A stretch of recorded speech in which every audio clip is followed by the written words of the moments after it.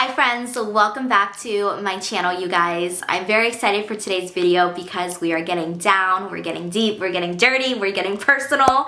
I'm very excited because I want to do this every single week, and I think I'm going to do it every single Wednesday morning. You guys will get a video like this where we sit down, we have hearts to heart, we're talking about things that are going on in our lives and things that we're really going through, because the world is a crazy world, okay? And I'm sure we all have things that we want to kind of get off our chest. So every Wednesday is going to be a personal video. Every other day you guys will get other content, but Wednesdays are for having hearts to heart. I will probably ask you guys to submit questions or things that you're going through on Instagram, so make sure you guys are following me on Instagram, and I'll post that every single week, and then every single Wednesday we'll go through the questionnaire and we'll see what we can discuss. Please leave a comment down below if you guys want to add to any of the stories you've heard, or you have a question or whatever it may be, and then subscribe to this channel and my other channel as well. I'll have it linked down below, and give this video a thumbs up so I know you guys like these type of videos. The first question we have is, how do you leave a job you absolutely hate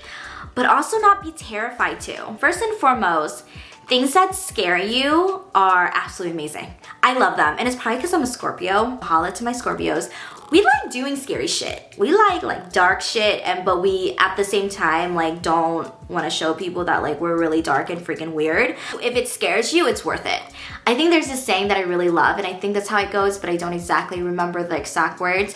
If it scares you, it's gonna challenge you. If it scares you, it's gonna make you grow. And if it scares you, it's worth it. And then how do you leave a job you absolutely hate? You know, as a friend, I think I would probably sit here and tell you, hey, you gotta leave a job that you don't like. If it doesn't make you happy, you gotta leave. You gotta do things in life that makes you happy. Yeah, you're gonna spend the rest of your life working. You might as well do something that makes your titties a little bit hard, you know? But at the same time, I feel like my logical, realistic side would be but you gotta be realistic, because bills gotta be paid, kids have to be fed, there needs to be a roof over your head, things, you need money. So am I telling you tomorrow to walk into your office and say, hi, I hate this job and I'm gonna quit? No. I want you guys to be really smart about it and really think about the pros and cons. If it's making you really unhappy, then sit back and figure out, what is it in life that makes me happy? What is it in life that makes me really, really enjoy working? You should okay, here's the thing. Here's my philosophy in life. You should wake up every day and never have to say, I have to do this. Or oh my God, today I have to do this. Or wake up in life and feel like you have to go to work. It is such a blessing to wake up every single day and say, today I get to work. Today I get to go to work. You have to feel that way about what you do for your career. And I want you guys all to feel that type of passion, because it's the most beautiful thing in the world. But in order to get there, sometimes you do have to work a very shitty job and do what you love on the side before you can kind of do it full time. Not everything happens overnight. Dreams don't come true overnight. They take a lot of work. So how do you leave a job you absolutely hate? It's gonna take time, but have a backup plan. Think of plan B. Think of things that do make you really excited. Right now, maybe you're working at an office. I don't know. Right now you're working at a dental office. Say you don't really like it and your passion is makeup. You wanna be a makeup artist, or you wanna start a YouTube, or say you really want to be a teacher. What's the first step that you can take to get there? If you want to be a teacher, do you have to go back to school? Do you have a degree? Can you go to what are they called, occupational school, or more concentrated? Can you do something that can take you there? I think the most important thing is taking that first step. A lot of people kind of sit here and go, I don't like my job, but I'm comfortable here.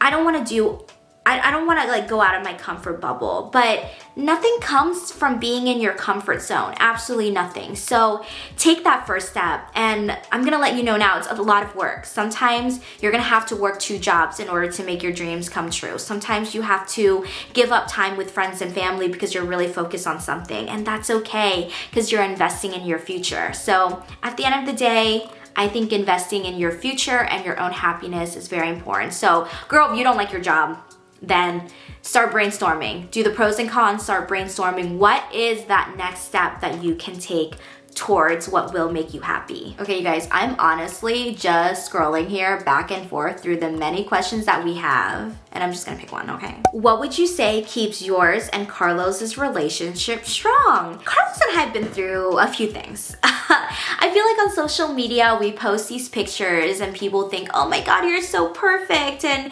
you guys look so great together, and you guys have the perfect relationship. Social media is a lie. Nobody on social media lives a perfect life. There are a lot of things that go on behind closed doors.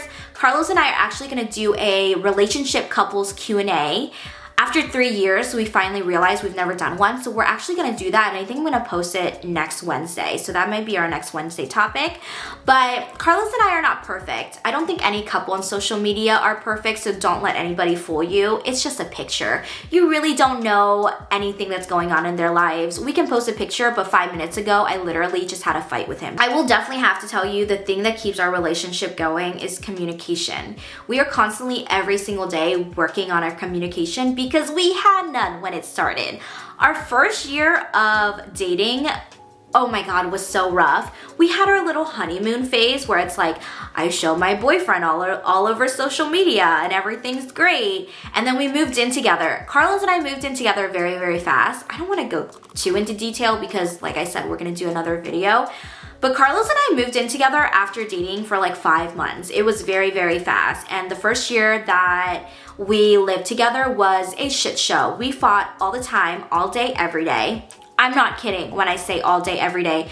We fought over absolutely everything from the bills to you left the water on. It came to the point where Carlos and I really sat down with each other and we said, hey, I love you and you love me, and if we're gonna make this work, what is our problem? We gotta figure it out. And the one thing that we've been working on since is communication, being able to communicate with the other person. But one thing about communication is you can communicate all you want, but if the other person is not comprehending what you are saying, it's not going anywhere. I can tell Carlos how I feel, but if he's not taking that seriously and taking that into heart and trying to better our relationship and fix it, our relationship's not gonna go anywhere. So not only is communication important, which I feel like a lot of people say, oh, you need communication, you need trust. But if he's not comprehending it and I'm not comprehending and taking it to heart what he's saying, then it's just not gonna work out. If you love someone enough, you will change the way you do things to better their life if they're also willing to change. Like, there were a few things that Carlos did that really irked me. There were a few things that I did that really irked him. Now, I'm not saying that you need to change the way you look and you need to change the way that you live your life for the other person to be happiness, or for the other person to be happy for their own happiness. Like, don't alter yourself just to cater to someone else's happiness. That's not what I'm saying. What I'm saying here is you need to work together as a team, because now you're not just individuals. You can be individuals. Actually, you should be individuals. You should have like shit going on in your individual lives, but that's a different story. You have to be able to work together and communicate, hey, this is how I feel, and the other person should never have a reason to say, you shouldn't feel that way, or you have no right to feel that way. It should be, this is really how I feel about the situation, and Carlos should be able to say, hey, well, tell me more. Explain to me why you feel that way and what we can do to fix the situation to, you know, let's work on a relationship. So communication and comprehending is very, very, very important to us in our relationship. And till this day, we are still working on it. Do you use birth control? If so, what kind and what's your experience? I am currently not on birth control. I will be getting back on birth control. I'm just giving my body a little bit of a break. Before I got off my birth control, I was on the shot. I think it's called the depot shot. I was on the shot for 2 years. So I was on the shot for 2 years and I absolutely loved it. I thought it was amazing, but there was one thing that I didn't like, was that it made me gain 20 pounds. It was pretty intense, and to be honest, before I chose the shot, I was on the pill, but the reason I couldn't keep up with the pill was timing was just off and I just didn't love the pill too much. So I decided to get on the shot. If you guys are not familiar with the shot, you get the shot every single 3 months and it protects you for 3 months and that's it. So it was great for somebody who really couldn't be consistent with pill taking or didn't want a patch or whatever it may be. So I got on the shot, it was amazing. It protects you for 3 months. I go back to my doctor every 3 months to get the shot to be protected again. It didn't do anything to me that I could notice day to day. Like I didn't really like lose hair or I wasn't like going through any mood swings. I was still feeling myself, but I was eating so much. It doesn't automatically make you gain weight and it doesn't just blow you up the next day, but it does increase your appetite a lot. And at the same time, I was going through some personal issues in my life and then I was on the shot. So the increase in appetite and then going through some personal issues all together really contributed to me gaining a lot of weight.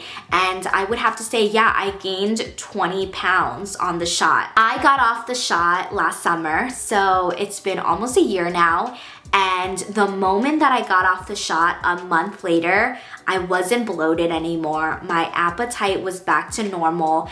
I got full quickly because I was actually eating the portions that were right for my size and my body. And I've also dropped weight. It doesn't mean that when you get off the shot, you will go back to your normal body and get skinny again. From my personal experience, the rumors are true. A lot of people say you gain weight on the shot, and yes, I gained weight on the shot and I'm not going back to it again. So now I kind of have to suck it up with the timing and do the pill because I don't like the patch and I don't like anything going inside my body. So yeah, if you guys have experience with the shot as well, please leave a comment down below and let me know. Is it okay to be sad when you don't really have a reason to be sad? Yes, it's totally okay to be sad. It's okay to be happy. It's okay to be sad. It's okay to be irritated. It's okay to feel. It's really okay to feel. I feel like sometimes maybe society or your family, the way you were raised, you grow up feeling like you are not allowed to express or feel a certain way because being sad shows that you're weak, or crying shows that you're weak, or being too happy is annoying. Whatever it may be, you are allowed to feel. It's your body, it's your emotions. No one can tell you how you feel. No one can tell you that you can't be sad at a certain situation. That's not how it works. I'm a true believer in feeling. I think feeling is great. You definitely should just feel. If you feel sad, then you feel sad. If you feel happy, then you feel happy. There is not one human being in this world that is 100% every day, all day, super happy, like bubbly, go lucky, rainbows, sunshine, daisies, and bees. Like, no. Like, even for myself, I find myself to be a very positive person, and I feel like I'm very, very happy all the time. But hell yeah, there are moments where I just don't want to talk to anybody, and there are moments that I'm sad or irritated or whatever it may be. Don't feel like you are not allowed to feel things. Do I really need to have a degree to be successful in life? I think this is an awesome question because we live in a society where you have to go to school, you have to graduate high school, and then you have to go to a 4-year college or a 4-year university and get your BA, get your bachelor's ultimately in something, and then hopefully you get a good job, or you go to graduate school, or you get like a higher degree, you get a master's, something like that. Well, here's the thing. Not everybody's life works out that way. Everybody is on a different journey. It took me, 5 or 6 years to get a college degree because I was working on something else. I was working on YouTube. I had a different route. Were there doubts along the way? Hell yeah, there were doubts along the way. But at the end of the day, do you need a degree to be successful in life? The answer for me, and in my personal opinion, I feel like other people would disagree, is no. I don't really think you need a degree. And maybe that's because I have a YouTube job. YouTube doesn't require a degree, and a lot of people are very successful because ultimately YouTube is all about being creative and being able to show your personality in front of the camera, and it's entertainment. But it also depends on what you want to do in life. I mean, if you want to be a doctor and you want to be a nurse, yeah, you do need a degree, but you have to question yourself. Am I passionate enough for that? Am I passionate to go through all the schooling and work through that? And does being a nurse or a doctor, like seeing my patients, really truly make me happy in life? Because you're gonna spend the rest of your life working, you might as well do something that you love. So I think for the degree part, it's just very different for every single person.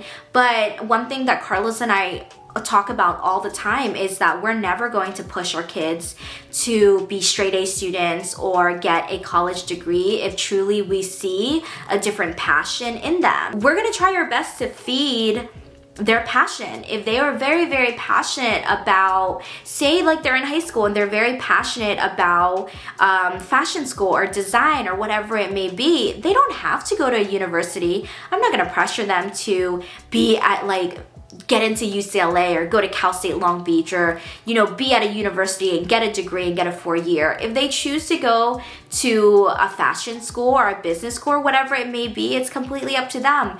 Maybe they want to take a year off and travel. It's completely up to them. So I don't think one piece of paper should really dictate how successful somebody can be. And also there's many stories of people who don't finish college and end up being very successful doing what they love. So find what's good for you. It's all about finding what's good for you and what betters your life. Don't think about other people, think about you. Do you have contact with your dad? I've actually never spoken to my dad before. I've never met him in real life. I do know that he lives in Australia, and that's basically all I know. I know that I have half siblings in Vietnam. He has another family that he met, I think before or after he met my mom. But yeah, I have never met my dad. He kind of disappeared from the story when I was 3 months old. He had moved to Australia and contact was lost. And the crazy thing is he actually found me on YouTube. Oh man, I think back in 2016 or 2017, he had stumbled across my YouTube channel. I feel weird talking about this because he could be watching this, but yeah, he had stumbled across my YouTube channel and he had, I think a niece or somebody reached out to me by email, and I still remember that. I was with Michelle that night and I got this email and the subject was like, your dad in Australia is looking for you. And I thought it was a joke. I thought somebody was pranking me, but in the email they listed a number, so I went ahead and I texted a number and they added me on Facebook, and it turned out that it was actually a family member on my dad's side. And she said that she lives in Australia. My dad stumbled across my YouTube channel but didn't know how to email me, and so he wanted to talk. And I went through a few months of I went through a rough time because I felt like there was really nothing to talk about. I was raised by my mom. She was a single mother she is a single mother of 4, and she was my mom and dad growing up, and I didn't have any interest in getting to know my dad. I had no interest in talking to my dad. I know my sisters were really on me. They were like, no, you have to talk to your dad. This is your chance to get to know your dad. You're so lucky. But for me, it was I really had no interest. And to be honest, till this day, it's kind of pressuring me to talk to somebody that I don't really know. And I feel like I have no interest in talking to my dad. There was this one time that he had called and I accidentally answered because I didn't recognize the number, and I said hello and he hung up. He didn't talk to me. So I don't know if he's also nervous as well. I'm sure he is. But for me, I'm just 27 this year and it's been a very long time, and I just don't feel anything and I don't have interest in kind of revisiting anything or starting anything new. What is it like growing up as a Vietnamese American? The majority of my life, I grew up in York, Pennsylvania, which is this very small town in Pennsylvania. It was actually the first capital of the United States, so it has great history. I think George Washington's house is still there. Thomas Jefferson was buried there.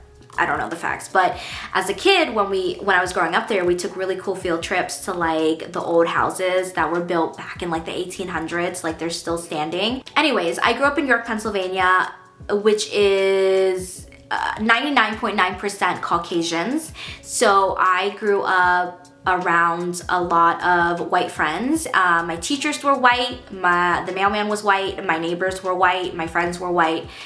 Pretty much everybody was white. And in my school, there was probably 6 Vietnamese students, me being one of them. So I was friends with probably 2 of the other Vietnamese students. But even then, we acted really Caucasian. Like, we did a lot of things that our Caucasian friends would do. Growing up, I was very, very embarrassed to be Vietnamese. I would be the first to tell you that I was extremely embarrassed to be Vietnamese. I didn't want to be Asian. I didn't want to look Asian. I dyed my hair a bunch of colors to make sure that I kind of looked like my white friends that I sat next to in class.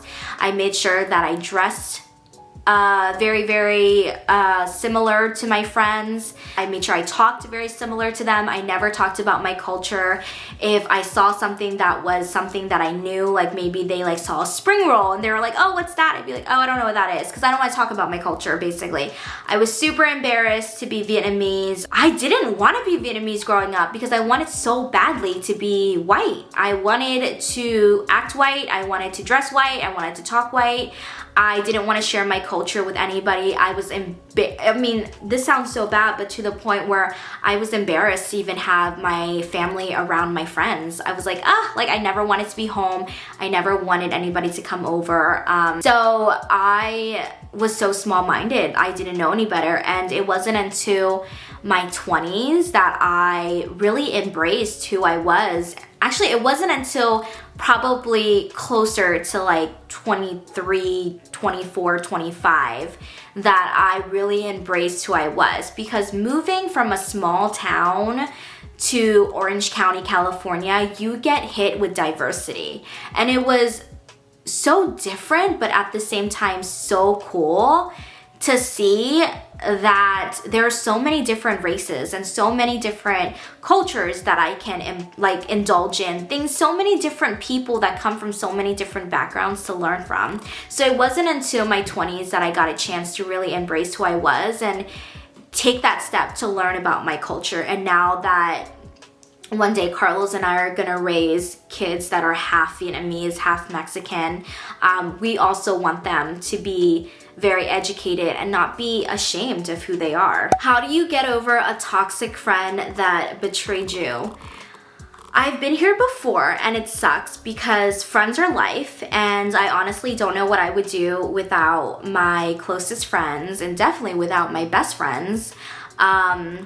Yeah, I don't know what I would do with them. But at the end of the day, friends are such a great way in life to teach you lessons that will be with you for the rest of your life. It sucks when a friend betrays you, because when you're friends with somebody, you share everything with them. You tell them about your problems, you let them into your life. Most of the time, they know your family and your other friends.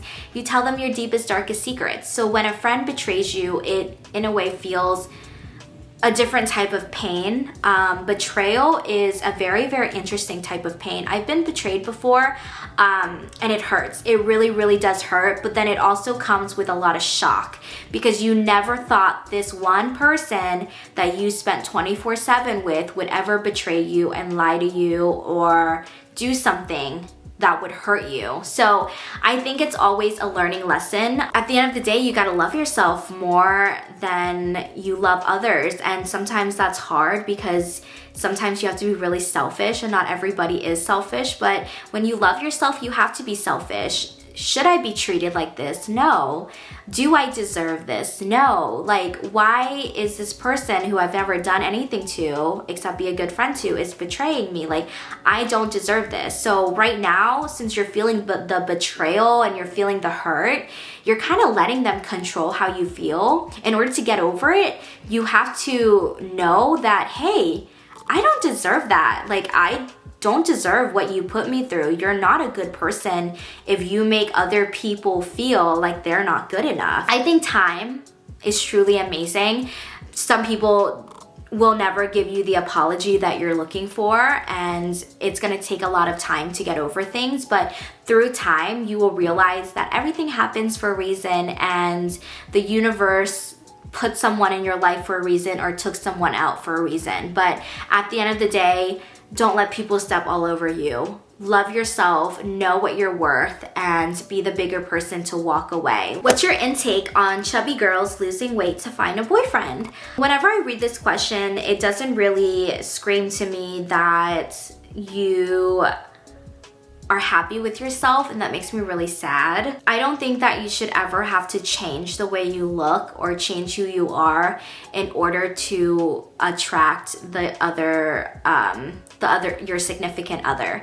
I feel like when you are yourself and you are just authentically 100% who you are, it's going to attract the right people. And it also goes with friends as well. Don't try to be something you're not. Be exactly who you are. Be funny. Do the weird things you do. Like, be who you are, talk the way you do, believe in what you believe, and say what you want, and you will attract the right people in your life. When you are somebody that you are not, you will attract the wrong people. You shouldn't have to want to lose weight for a boy, or you shouldn't have to want to lose weight for a girl. You should want to lose weight because you want to lose weight. You should want to lose weight because you feel like you'll be happier if you lost weight, or you want to work on yourself. You cannot be happy with somebody else until you're happy with yourself. It is so much better to be happy and know how to learn how to stand strong alone and stand strong happy before you can stand with somebody else and be happy with them. Happiness starts with you. It does not start with anybody else. So if you're losing weight because you think when you're skinny you're gonna meet the right guy, no, you could meet the right guy being the way you are. But before you think about somebody else, think about yourself. What makes you happy? What do you think you should do to improve how you feel or maybe how you look? If you don't like something, you have 100% the opportunity to change it. How do you feel about relationship breaks? I think breaks are so different for everybody. Some people take breaks because they're going through something and they're kind of like, I want to be with you, but I want to work on myself, but at the end of the day, I still want to be with you. Like, I feel like that's just not how it works. But then again, it's like I've always been somebody that's against breaks, so maybe if you have a different perspective, you can leave a comment down below. But personally for me, it's always been either we're together or we're working on ourselves. And through the process of working on myself, I don't need somebody to tell me that I can't go out or I can't date or I can't find something new.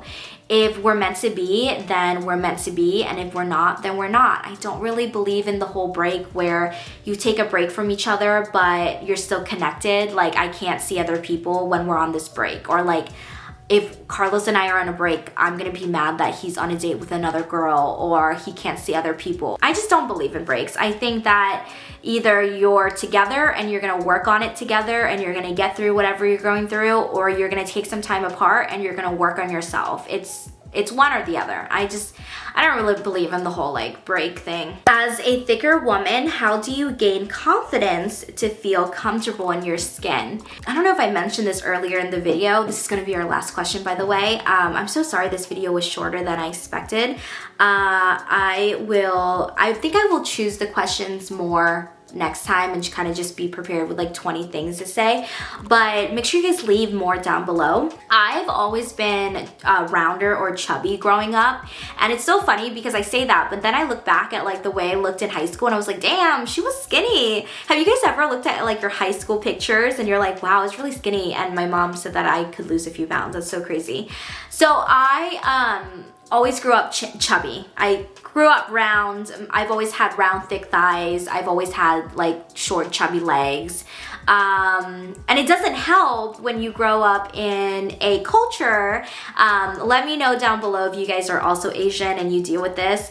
I think it's very, it's very big in the Vietnamese culture, but growing up Asian, your weight is a subject at the dinner table. Like, I grew up with my mom telling me like my thighs were too big or I needed to be skinnier. Not like in a vicious form. Like, I don't want to make my mom sound bad because she really isn't. She's the sweetest lady ever. But I think she was also raised that way where looks were very important in the Asian culture. So growing up, I was very, very round.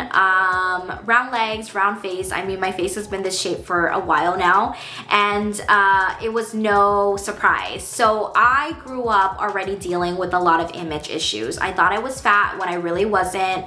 I thought I could change a few things about my life. So that's why, like, I told Carlos when we are raising our kids, like, I am so very, very, very strict with body image. I never want our daughter or our son to feel like they are too big or they need to lose weight or whatever it may be, or they can't eat something because it's too many calories or whatever. I just want them to feel themselves and make decisions on their own time, because at the end of the day, it's their body. Like, I want them to be able to feel beautiful, and I felt like I never really felt like, oh my God, I'm beautiful growing up.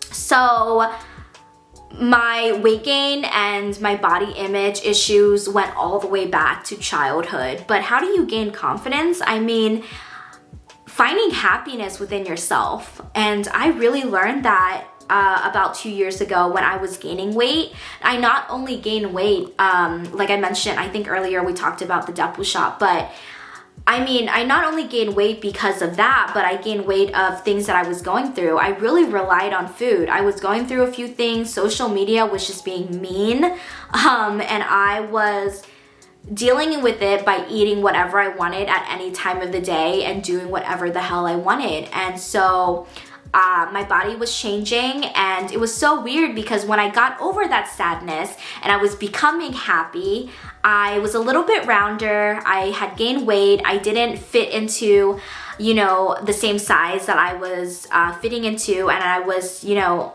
on social media. So of course people are gonna pick you apart, like, oh my God, you've gained so much weight, you look so fat, like you've let go of yourself, you really need to take care of yourself. And it was so weird because I was like, I'm happy. Like, why can't I just be happy? Like, why do I have to lose weight? Like, I don't feel unhealthy. I know I'm not unhealthy. Like, I've been to the doctor and my doctor says that I'm fine. Like, I don't understand why society has this way of making you feel like something's wrong with you when ultimately you feel fine. So I took a moment and I took a few months to really get off social media, and specifically I think that's why I didn't really want to post on my main channel anymore, because my main channel is beauty and fashion and lifestyle, and every time I posted a video there was always somebody or a group of people that would always comment about my weight. But I'm just sitting there sharing about really exciting things that are happening in my life, and I'm happy. So why can't I just be happy? And so I gained a lot of my confidence from learning about myself and using the energy to show myself more love than focusing on other people, and also not comparing myself to other people, knowing that I have full control of my body. If I want to look a certain way, I can get there. If one day I want to lose 50 pounds, I can work very hard to get there. If I want to stay the same way because I'm happy, then I choose to stay the same way, because, you know, other people can only help you so much, but at the end of the day, you have to want to help yourself. You have to make the decision and you have to do it on yourself. So gaining confidence is a journey. It's all about embarking on this journey on how to love yourself and finding things that are beautiful about yourself. And it's a hard journey and it takes a very long time, but it's all about taking that first step to learning about yourself. In a way, you gotta date yourself. So the first few months, you gotta learn about what you love and what you don't love, and also what other people think about me is really none of my business. Like, at the end of the day, if you don't like my bangs, I like my bangs. I'm still gonna wear it. At the end of the day, you don't agree with the decisions that I make, it's my decisions and my life. Like, you have to remember that you live for you and you don't live for other people. Friends, that is it for today's heart-to-heart video. I love you guys so much. Be sure to leave a comment down below, send me a DM on Instagram, and I will see you guys back here next Wednesday with another video. Please subscribe if you haven't already and leave a comment. Give this video a big thumbs up. It would really be great and it would really show me that you guys love these type of videos. I will see you in the next video, which I'm so excited about, so make sure you guys come back here. It's not gonna be tomorrow, but it'll probably be like the day after. So I love you. I'll see you guys then. Bye, my loves.